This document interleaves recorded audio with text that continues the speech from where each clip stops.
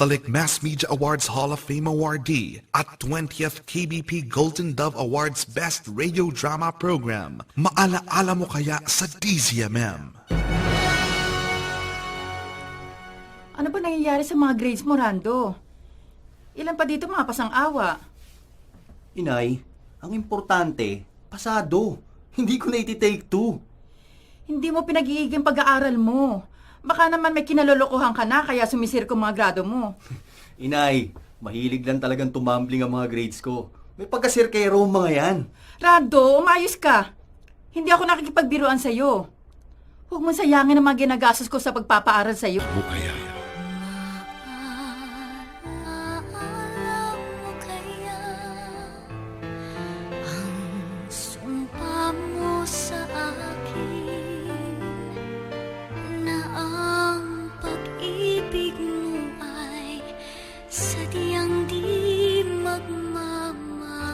At ngayon, si Miss Charo Santos.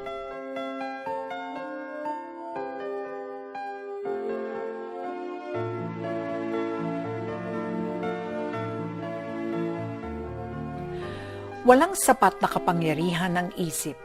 Hindi rin maaaring ituro kung sino ang dapat nating mahalin, kundi puso ang siyang pumipili, ang siyang nagdidikta. Damdamin ang siyang nagpapahayag kung sino ang dapat ibigin na magbibigay ng kulay sa ating paligid at ng ligaya sa ating buhay.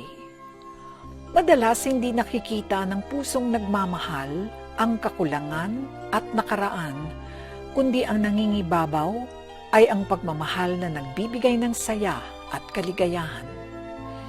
Magandang araw muli sa inyong lahat, mga giliw naming tagapakinig. Itatampok natin sa linggong ito ang padalang kasaysayan ng isa nating masugid na tagapakinig mula sa Bocaue, Bulacan. Ikukubli natin siya sa pangalang Rando at ang kanyang kwento ay pamamagatan nating Baby Rattle dito sa Maalaala Mo Kaya sa DZMM. Dear Charo, dalawa na lang kami ni Inay dahil patay na ang tatay ko. Nagsisikap si Inay para mapag-aral ako sa college. May inaanak si Inay sa binyag. Siya si Charmaine. Ulila na siya sa mga magulang. Dahil ninang niya si Inay, kaya si Inay na ang tumayong ikalawa niyang magulang. Madalas nagpupunta si Charmaine sa bahay. Nagtatrabaho siya sa isang pabrika. Contractual lang siya roon. Doon niya nakilala ang lalaking kanyang minahal at pinagkatiwalaan. Nabuntis siya ng kanyang naging boyfriend. Pagkatapos ng pangyayaring yun, hindi na nagpakita ang lalaki at pinabayaan siya. Dahil walang ibang kamag-anak si Charmaine, pinatira siya ni Inay sa amin habang nagdadalang tao.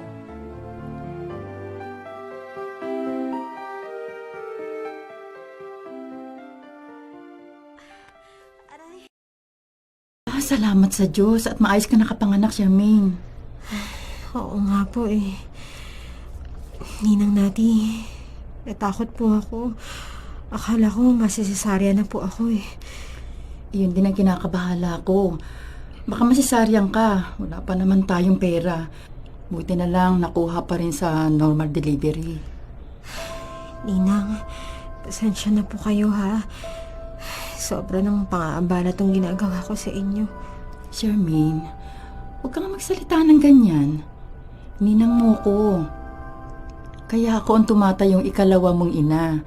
Dahil wala ka ng mga magulang. Kaya nga po, sobra po ako nagpapasalamat eh. Dahil nagkaroon po ako ng ninang na kagaya nyo. Hindi nyo nga ako tinuturing na iba. At lagi kayo nariyan para po sa akin.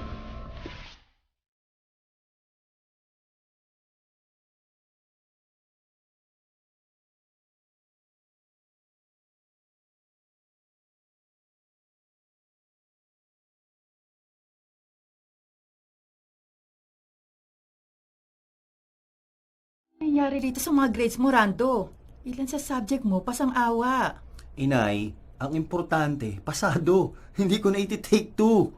Hindi mo pinag-iigi yung pag-aaral mo. Baka naman may kinalolokohan ka na kaya sumisir ko mga grado mo. Inay, mahilig lang talagang tumambling ang mga grades ko. May pagkasirkero mga yan. Rando, umayos ka. Hindi ako nakikipagbiruan sa'yo. Huwag mo sayangin ang ginagastos ko sa pagpapaaral sa'yo. Ay, high blood na naman agad kayo, Inay. Kaya ayoko na babalitaang may girlfriend ka na. Sasamain ka sa akin. Hindi ba panahon? 18 ka pa lang. Kailan po ako pwedeng magkasyota? Saka na. Magtapos ka muna ng pag-aaral at magtrabaho. Pero okay lang, baby. Kasi, masaya naman ako nakasama ka. Dahil ang cute mo. Para kang ang mama mo. Rando, ang aga mo yata. Dumating na po pala kayo, Inay. Wala po kasing klase ngayong hapon. Half day lang kami. Kaya umuwi na lang ako. Makakapaglaro pa kami ni Baby Shane. Bakit ikaw ang nag-aalaga sa kanya? Si Charmaine. May pinuntahan po siya. Kanina pa nga umalis. Baka pabalik na rin yun. Napapansin ko na parang... Gusto po sana kita makausap, Ninang. Maupo ka, Iha. May nabanggit po kasi sa akin si Rando. Ang batang ito talaga, oh. Ayoko po kasi sana na mag-isip kayo ng hindi maganda sa akin eh. Nagtataka lamang ako. Kasi nga, madalas kang umalis. Nito mga nakaraang linggo. Ninang, pumupunta lang po ako sa kaibigan kong si Loisa. Kasi po dahil sa tulong niya, biglang nagparamdam sa akin si Jericho. Ang ama ng anak mo? Opo, Ninang. Eh di mabuti. Dahil kailangan mong suporta niya. Para sa anak mo. Nasaan ba siya? Nasa Japan po. Ano bang dahilan ng pagpaparamdam niya sa'yo? Gusto ba niyang makipagbalikan? Ano ba nangyayari sa'yo, Rando? Wala po, Inay. Anong wala? Eh para kang hindi mapakalirian eh. Daig mo pa ang pusang buntis na hindi mapapaanak. Panay pang hawak mo dyan sa kamao mo. Parang gusto mong isuntok. Ano ba ang problema mo? Kasi po, Inay. Ay, Bakit ba? May kaaway ka ba? May gusto ka ba sapakin? meron ho. Ano? Sino sasapakin mo? Loko ka! Ako ba? Nainis ka sa akin? Hindi po kayo, Inay. Eh, sino nga? Yung kausap ni Charmaine sa sala? Si Jericho? Siya ba? Opo, Inay. Angas kasi ng itsura. Di ba pagkakatiwalaan? Ano bang atraso sa'yo ng tao? May ginawa ba siya sa'yo? Wala po. Gusto ko lang iganti si Charmaine sa kanya. Dahil sa ginawa niyang panluloko sa kinakapatid ko. Tumigil ka nga dyan. Para kasi raulo. Saka hindi mo ba nakikita na mukhang nagkakaayos na yung dalawa? Yun na nga ho, Inay. Bakit? Ayaw mo ba magkaayos yung dalawa? Dapat lang naman, magkasundo sila dahil meron na silang anak. Tulog na si Baby Shane. Nakakalungkot din naman. Naalis na kayo rito, Charmaine. Wala nang magpapangiti sa amin. Iba kasi yung sayang binibigay ng isang bata. Pwede naman po kayong pumasyal sa lilipatan namin eh. Kung sa bagay. Basta Charmaine, ano man na mangyari, narito lang ang ninang. Salamat po ah. Ay, siya nga po pala. Nasaan po si Rando? Ewan ko ba sa batang yun? Kanina pa nga hindi umuwi. Sabi ko nga, samahan ka niya sa titirhan nyo para walang narinig masama ang loob na aalis na kayo dito sa bahay. Ano ba nangyayari sa'yo, Rando? Kanina ka pa dyan tulala. At hawang pa yung naiwang baby rattle na laruan ni Shane. Nakakamiss kasi siya. Kapag sinishake ko tong baby rattle kay Shane, tawa siya ng tawa. Talaga nakakamiss ang batang yun. Miss na miss ko na si Shane. Pati ang mama niya. Ano sabi mo? Ho? Ang sabi ko, nakakamiss talagang kakulitan ni Baby Shane. Kung ako ang tatanungin, okay lang na narito sila. Kaya siyempre, ayoko naman makialam sa desisyon ni Charmaine. Kumusta na kaya silang mag-ina? Ano kayang balita sa kanila? Kailan kaya babysita dito si Charmaine at si Baby Shane? Miss mo na po ba sila, Inay? Oo, anak.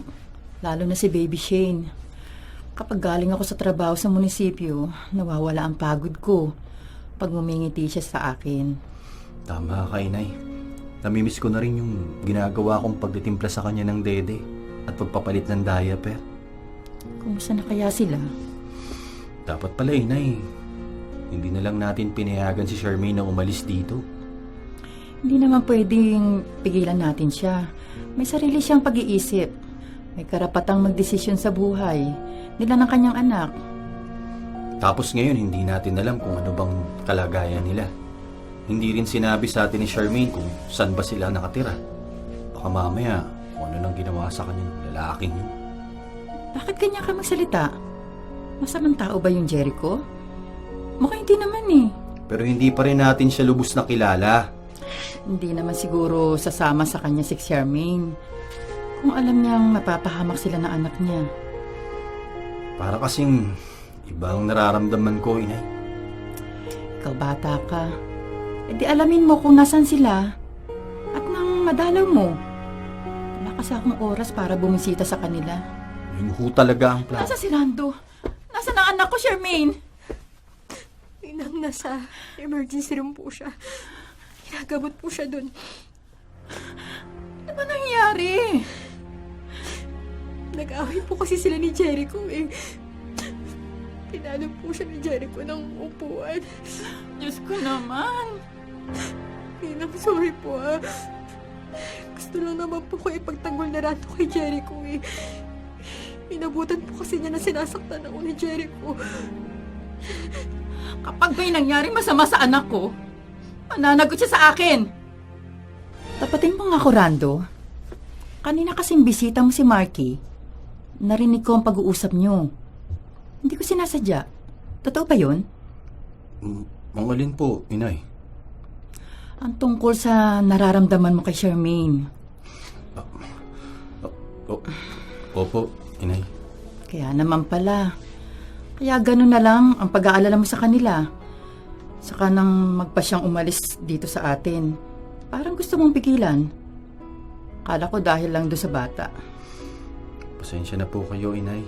Hindi ko rin po inaasahan na mahuhulog ang loob ko sa kanya. Ang totoo po, matagal ko na itong nararamdaman para kay Charmaine. Hindi ko lang po alam kung paano aaminin sa inyo. Naintindihan kita, anak. Wala namang masama diyan sa nararamdaman mo. Inay, kailangan po tayo ni Charmaine at ni Baby Shane. Alam ko yun. Okay lang ho ba sa inyo kung babalik siya sa bahay natin? Gusto mong magtrabaho sa abroad, Charmaine? Opo, Ninang Nati. Para na rin po to sa anak ko. Paano si Shane? Iiwan ko po muna sa inyo. Pwede po ba yun? Oo naman, pwede. Hahanap na lang po ako ng taong mag-aalaga sa kanya para hindi naman po kayo masyadong maabala. Babayaran ko na lang po siya. Magpapadala na lang po ako ng pera. Ako na bahala doon, Charmaine. May isa akong kamag-anak na pwede mag-alaga sa anak mo. Kung wala lang sana akong trabaho, ako na lang. Maraming salamat po, Ninang, ha? Natutuwa naman ako sa plano mo, Iha. Alam kong para sa kinabukasan na anak mo. Opo. Dahil hindi ko po pwedeng iasa sa inyo ang lahat eh.